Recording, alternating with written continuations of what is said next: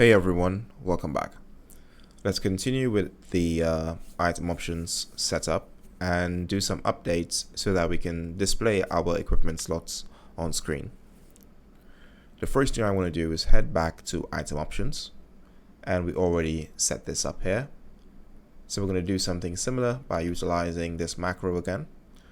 I'm going to drag this down and connect this right here. If this is a non-equipment, then we can just call use item.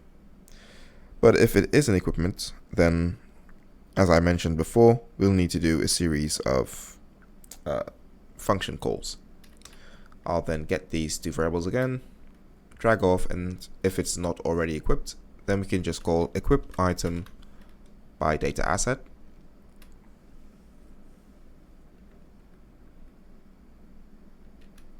Add a branch.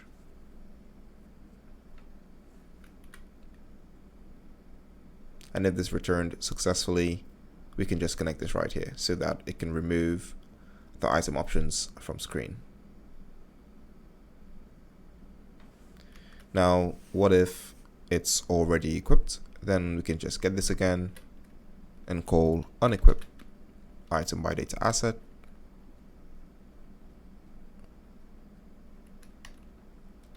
Add another branch. And if this was successful, we can also remove, right? So it's rather simple and really modular to work with. Right, so now let's give it a test. So if I right click, well, add the item firstly. This is not an equipment item, so let's close and head back to the data asset and set the equipment type to be something other than none. And let's set the default equipment class. I'll just choose primary. It won't show any updates to the slot. That's fine. Let's just add item, equip. You can see nothing happens. Now this is because right now, even though we set up the settings here to equip the item, one of the conditions would fail. Because currently, even though this equip item function, even though we set this up, this is currently false. So we'll set this to be true. So it will bypass all of this and set the item through the equipment slot. Let's test it again. Hit E, and now I can equip. If I right click again, you should see unequip. Unequip, and then we can right click again and you'll see equip again. Right, we're going to continue now by telling the inventory which one is equipment slots and which one is actually inventory slots. Let's see if I missed anything in here before I move on. No? Okay. Now let's open up the inventory slot. Head to the graph and let's create a new variable called isEquipmentSlot.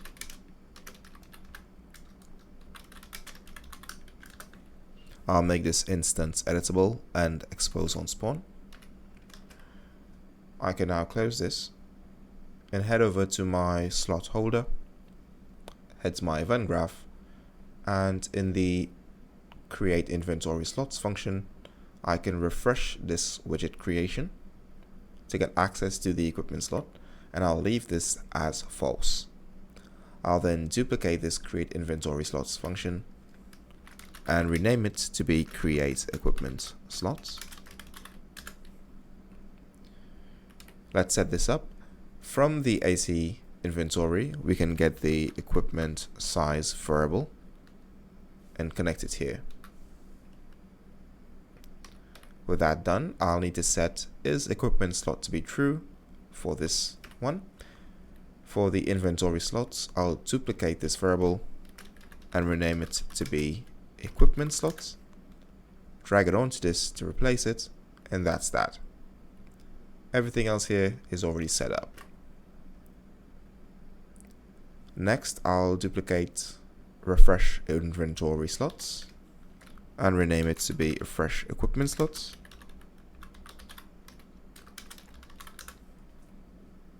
I'll delete this function and get the equipment slots function and connect it here. I'll then duplicate update inventory slots and rename it to be update equipment slot.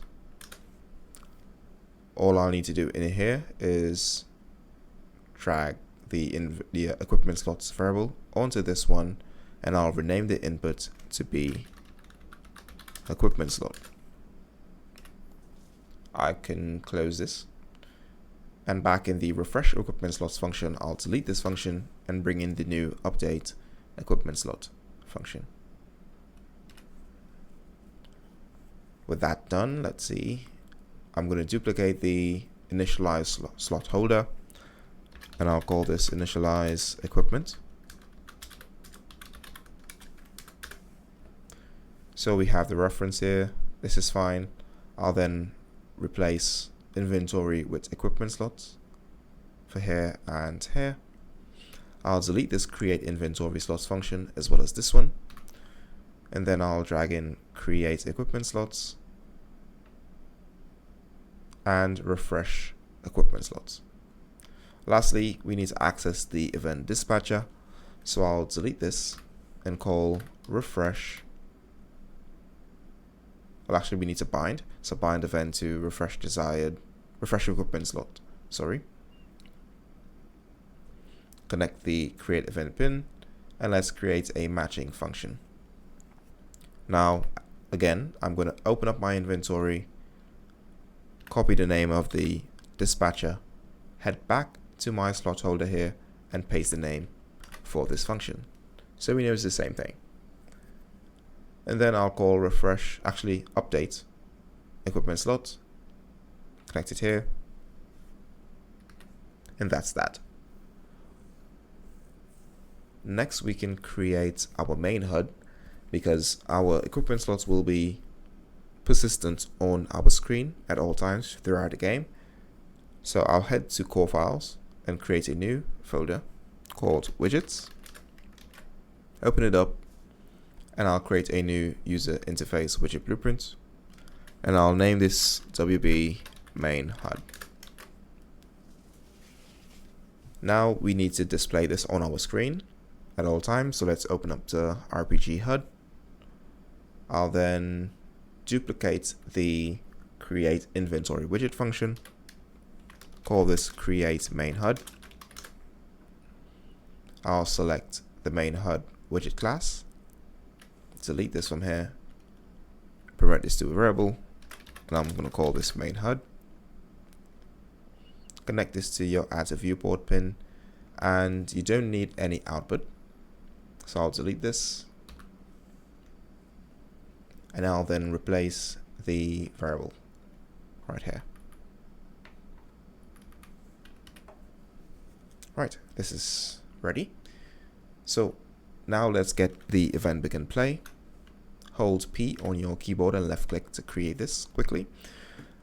And then I'll drag in the create main HUD function.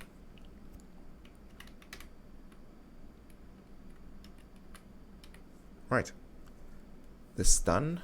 Now let's open up the main HUD widget blueprint. Let's add a canvas. And next we can drag in our slot holder, place it to the bottom center. Again, hold Control and Shift to get an accurate anchor. I'll set size to content to be true, and the slots per row is currently 5, but we only have 4, so I'll just give it a value of 4. For the position Y, I'll do -75, and I'll make this a variable. I'll rename this to be equipment slots. Head to my graph, and on the event construct, I'm going to do something similar to the data that we set up within the inventory display. So to save time, I'm just going to open up my inventory display here, head over to my graph, event graph, and copy this. I'll then open up my main HUD, paste it here, and I'll replace the variable with this new equipment slots variable. Connect this to your event construct. I'll delete this function actually and drag off and search for initialize equipment.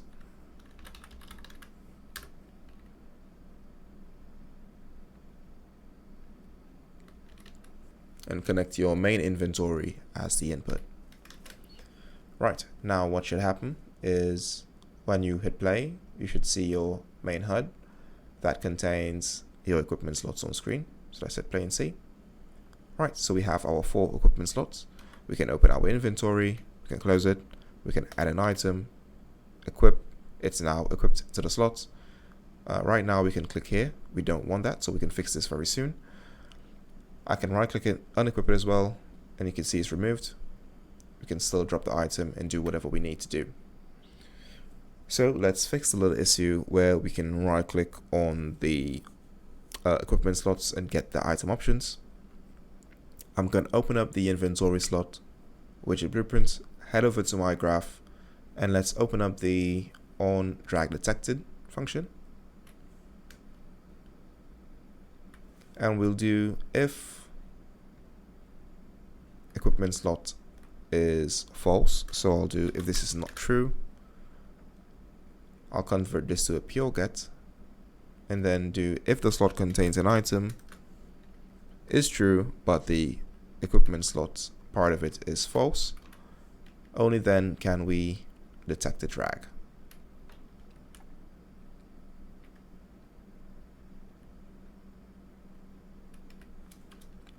So right now, if I add some items and I equip it, I can't drag it around. That's the first fix. The next one is we can right click. So let's fix that now. I'm going to open up on mouse button down.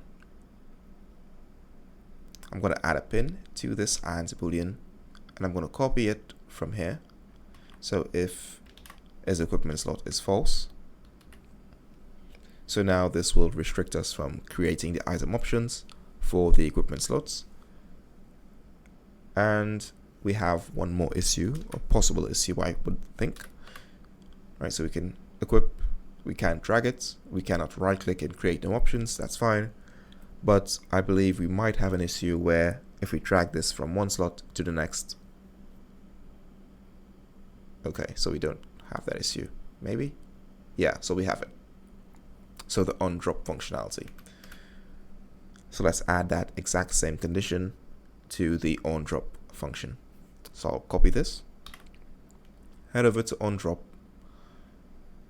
I'll just bring this to the right, paste it here,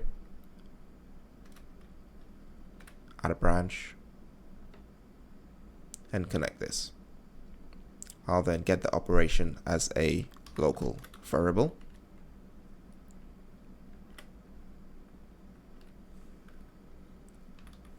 And let's give this a test again.